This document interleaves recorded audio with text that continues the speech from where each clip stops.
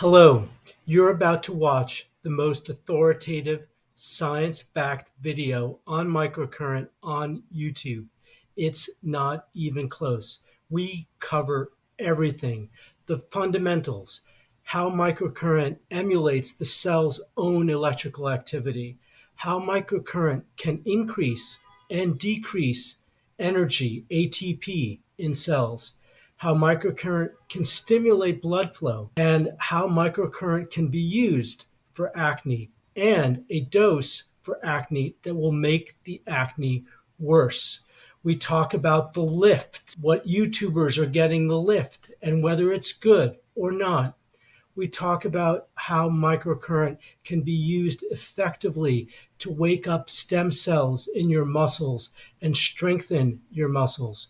We talk about how microcurrent can impact fat cells in the face. Yes, we talk about fat melting when no one else does, and we break it down. We share the mechanism, we share the results, we tell you what dose is safe. You won't want to miss a single chapter.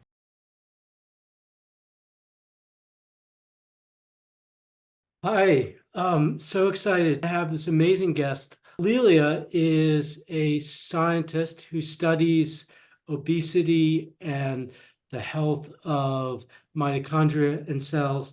Thank you so much for having me. So my name is Liliya Khasin. I have a PhD in molecular and cellular biology. Prior to obtaining my PhD, I was a practicing pharmacist, and I am a skincare enthusiast.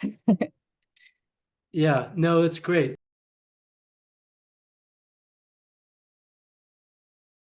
So let's start with what is microcurrent and how do cells use microcurrents? Microcurrent is this therapeutic modality that employs a very small electrical current in the range of 1 to 1,000 microamperes. And the whole goal of using such a small current is to mimic our body's own electricity. There are several very important characteristics that we need to keep in mind, such as current intensity and current frequency. So when we talk about current intensity, we think about how strong the flow of the electrical charges is. This current is not applied continuously. It's applied in pulses, right? And the number of pulses per second are called a frequency. Each cell in our body has an electrical charge across its outer layer, the plasma membrane. And there are different concentrations of ions inside versus outside of the cell. Ions are these charged particles like sodium, calcium, potassium. They create plasma membrane potential. Every cell in our body is normally negatively charged, around -70, -50 millivolts. Now, these electrical charges outside versus the inside, they can't just go in freely. Instead, they have to use ion channels. Let's say a sodium channel opens up, you have sodium enters, and sodium is positively charged. So when it goes in, the inside of the cell is no longer as negative. And this change triggers the cell to perform some sort of action. And is that how electrical currents can mimic cellular signaling? Exactly, yes. And it affects these ion channels in the membranes of these cells, causing them to open up more or close more. It essentially intensifies a signal that our body has already endogenously happening. And it's like turning on a loudspeaker, and every cell in the skin will hear that signal. Would that Exactly. Good would that analogy. be a Yeah. correct analogy?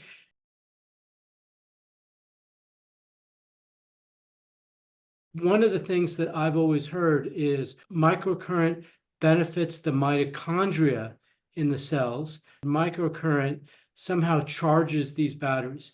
Can you explain how that would work? Yes, absolutely.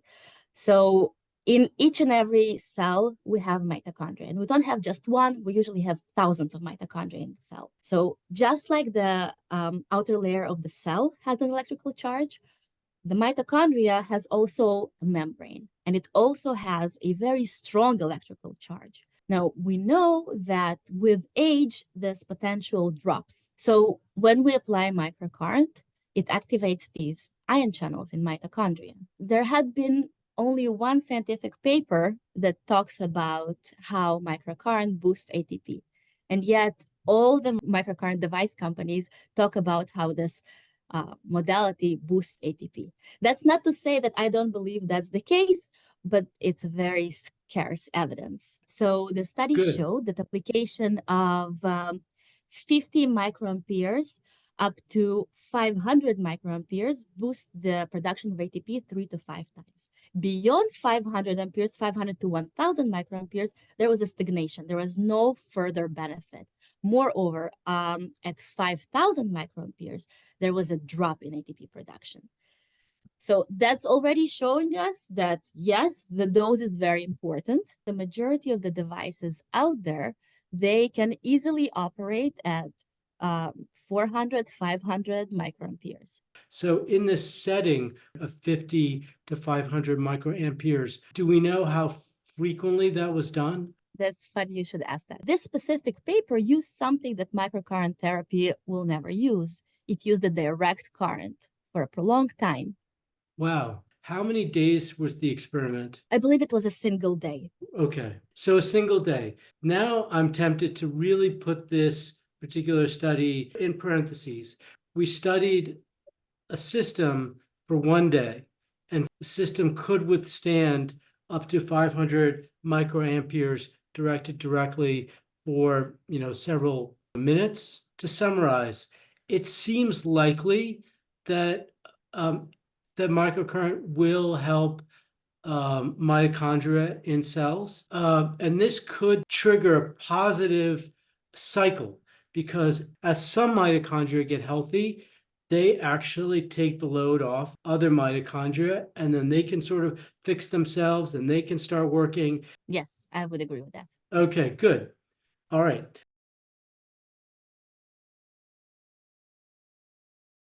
I'm always thinking about what can you do to help the skin regenerate? And one really clear modality is to increase blood flow, right? What do we know about microcurrent increasing blood flow in normal skin? So there was this one study that was done in patients with burn wounds. They also included healthy controls. Oh, nice.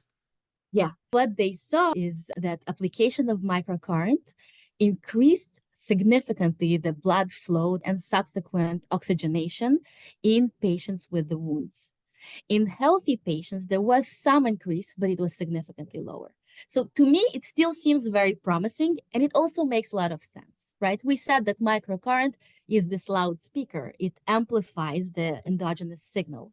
And when there's an injury, there's a very strong current that is going on at a high frequency from the injury current. So microcurrent amplifies that. I love that. I love that analogy.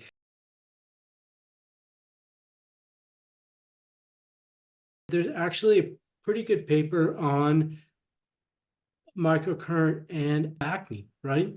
Right, right. Okay. So here you're saying, in this specific case that we just discussed, you want this increased blood flow, you want this oxygenation. In the case of acne, it's a bit different, right? Because when we talk about acne, we talk about inflammation. It's a cascade of inflammation that is triggered by Propionibacterium. It's a type of bacteria that sits at the hair follicle, right? And once it's starting this inflammation, we all know, we all felt one time, at least in our lives, what inflammation feels like, right? It's this throbbing effect, it's redness, it's pain. So we know that increase in blood flow will make it much worse, right? So in this specific research, the authors were trying to apply various intensities of current and to monitor the levels of nitric oxide. So nitric oxide is this very interesting molecule. It increases blood flow. And what they saw is that when you apply low intensity, 50 microamperes, and this is just to kind of as a point of reference, most microcurrent devices don't go that low. Some do, but most don't. So when you apply 50 microamperes, you have optimal nitric oxide level. When you apply higher levels, you have really high levels of nitric oxide, which will aggravate inflammation. The next step that they did was in vivo. So they took a mouse acne model and they utilized this 50 microampere at 10 hertz. And they showed that this dose of microcurrents suppressed the immune response. And the molecular mechanism of it is reducing the activity of TLR2 and NF-kappa B. So these are two very important components of inflammation. So at low intensity, microcurrent does a wonderful job lowering these two. Cool. I think this is probably our best example of how one dose is beneficial and another dose is detrimental. Yes. Cool.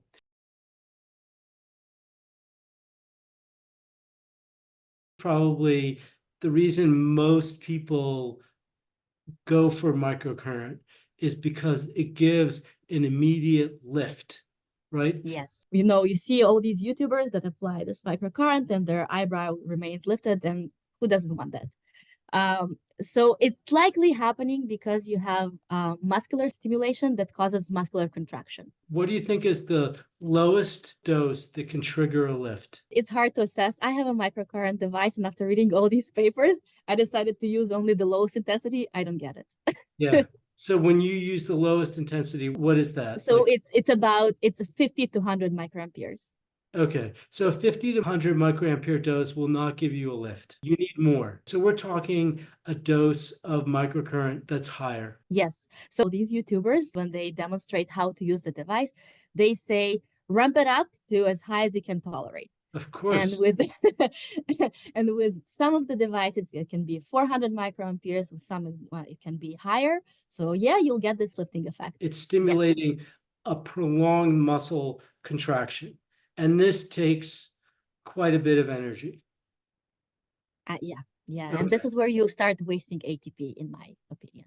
Yeah. Okay, right. Okay. Start wasting ATP because you need ATP to drive this effect. To maintain this contraction. Yeah. Okay. All right.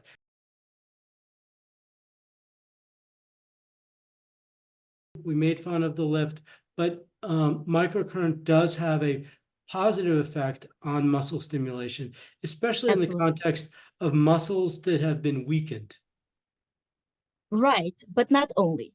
Okay. So there's lots of evidence of weak muscle or an injured muscle, but there's also very promising evidence for an uninjured muscle. So one paper was a clinical trial that demonstrated that microcurrent can really improve muscle function in the elderly. With aging, the muscles become weak and we want to lift them. And here in this specific paper, you know what the frequency that they used was? What? It was 25 microamperes.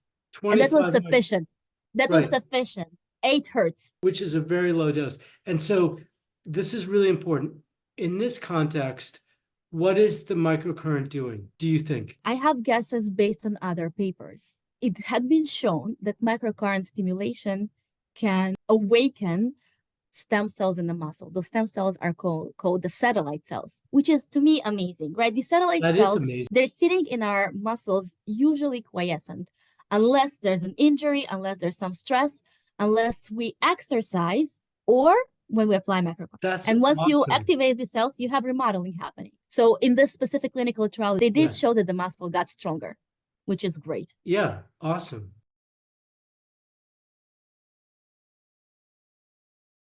So now we move on to a topic where there's a lot of debate. I hear from people who've had their faces melted, damaged from these microcurrent devices, and they say, I was using it every day for 2 weeks or whatever, and I started seeing fat loss. First of all, is that possible, right? Is there a mechanism that could explain the facial fat loss? Yes. And is there any data? There's lots of data. It's infuriating because you talk to microcurrent device companies and they tell you that's not possible, that cannot happen. And yet this data had been out there for quite some time. There's also new data that came out just in 2023, and it's a very convincing piece of evidence, and it outlines the mechanism of action. But there have been papers done in humans. So there is evidence both in vitro, in vivo, and in humans to show that this is a possible effect. All right, let's start with the mechanism. How could microcurrent cause a loss of fat cells? So the bird's view mechanism, it's inhibiting key factors in the insulin signaling pathway. Okay. Right? So it inhibits the insulin receptor, it inhibits PPR gamma, all the things that are crucial for adipogenesis. Classic. And, and fat cells are particularly vulnerable because they don't have a lot of cytoskeleton. They're basically just a big floating pool of lipids. So it would make sense in the context that there's a loudspeaker reorienting the activities of the cells, that the body would say, maybe stop making them. Let's get to the dose. At what dose do we see a reduction in adipogenesis? Initially, the researchers, they took fat cells and they applied 200 and 400 microamperes at 10 hertz, and they applied it for 60 minutes. This is quite long. This is not what we usually use, but this is in vitro. Yeah. And they saw the microcurrent prevented differentiation of the cells. The researchers took this intensity and went to do the same work in vivo. Again, utilized 200 or 400 microamperes. Here it's 10 hertz, and they applied it for only 20 minutes a day, 5 days a week for 4 weeks total. At the end of the trial, the volume of the fat tissue was significantly reduced after microcurrent treatment. So the effect was much stronger at 400 microamperes, which demonstrate against the dose dependence of the effect. Awesome. Love to see a dose-dependent effect. Tells you that there's a real mechanism at work. And now for the human data. Right. So this is interesting. There's apparently lots of information out there. For some reason, it's been ignored. Microcurrent treatment is used widely in various clinics and spas in Brazil and Portugal for the reduction of the waistline, for abdomen fat reduction. For some reason, for the face, when we apply it, we're being told that this will not happen. I've heard that with respect with radio frequency. Yes. You can use it on the butt and it makes the fat go away, but if you use it on the face, it doesn't happen. I mean, I wish. Okay. So there are several studies that were done by Andrea Noyes in Portugal, I believe. She was looking at the short and long-term effects of microcurrent when it's used in combination with aerobic exercise. They took 42 women students at the university. They assigned them to microcurrent treatment and to placebo group. And what they saw was that the group that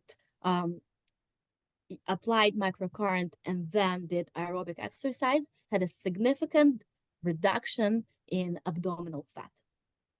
And the intensity that they used up to 1000 microamperes. And they utilized various frequencies. They jumped from 10 to 25 hertz and back and forth. And in this study, was it an effect on fat cell size? Did they reduce fat cell size, or are they preventing new fat cells from forming? So they're saying both. Well, what I I'm think saying is perhaps it could be beneficial or non-harmful if you use the low dose.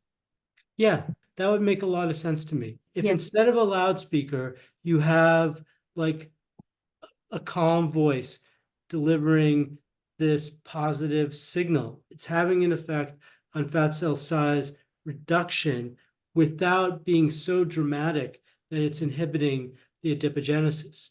And we saw the adipogenesis was inhibited at 200 and 400 microamperes. And in the human clinical study, they actually had to go up to 1000 microamperes. They applied in the clinical trial on the abdomen, right? Yeah. So there's much more fat there, muscles are bigger. So I think we have to take it with a grain of salt. We can't apply the same intensities, of course, to the face. That's a really, really important point. The fat in the abdomen is really different than the fat in the face. It's arranged differently. It regenerates less efficiently. So in the face, if you're having an effect on regeneration, right, it's going to be felt more intensely than in the abdomen. Yeah. So I still don't know if I can draw clear conclusions, right? Yeah. The tissues are different, but I think we do understand the main point that it can cause it. Yeah.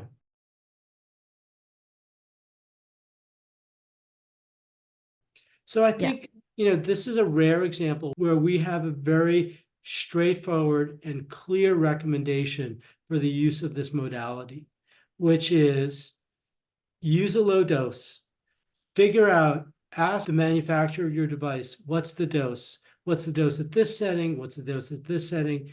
And use a low dose. Use a low dose of 50 to 100 microamperes, right? Wouldn't you agree that that makes sense? I definitely would agree. I just think the problem is that, from my understanding, I don't know all the devices. Not all devices you can modulate the intensity there, right? So Well, you there can, are some devices that they have like a crazy intensity of 185 hertz. You can't play with this frequency, not intensity, frequency. The same device has an intensity of up to 680 microamperes. So of course, this device will eventually melt your fat, right?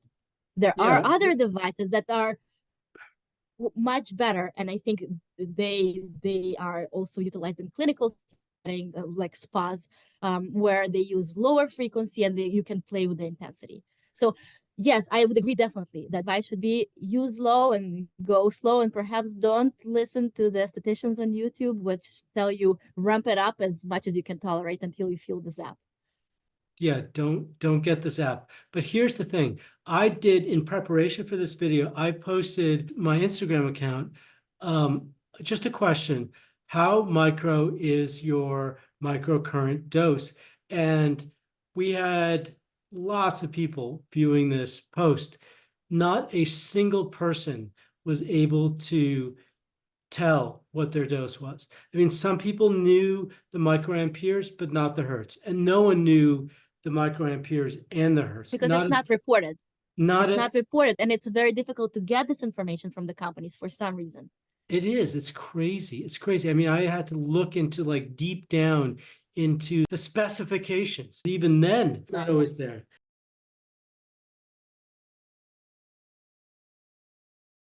You don't need to wake your cells up every day, twice a day, for every day of the year. Just, every once in a while, and I would use the analogy of red light. Use it for a month, 20 minutes a day, 2 or 3 days a week. Use it for a month. I don't know if I agree with this recommendation. Okay. I don't know, because you see that the effects go away. So especially most women note all the time, you read on the internet, that they use the microcurrent, they achieve over time this toned look, they like it.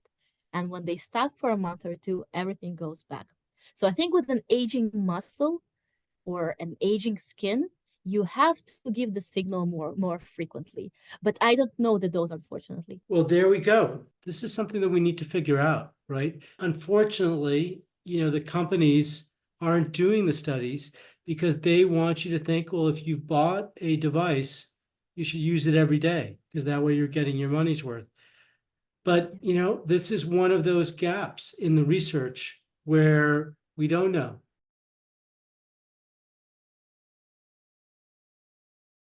Maybe if there's some volunteers out there who have these devices, we'll help you figure out what doses they're delivering, and then we can do sort of a real world clinical study. That's a wonderful suggestion. Liliya, I am so grateful for your being our only second guest, and you helped us tackle this huge topic that I've actually not been able to address myself for months, that people have been asking about it. And I think that, it's funny, when we were working on this, Liliya was a little bit embarrassed by how little data there was available. And I said, don't be embarrassed by what other people haven't done, right? It's not our job to smooth over everything and make it look good when there are, in fact, gaps. So we've had to pull pieces together, but I think this gives you some pretty clear guidance.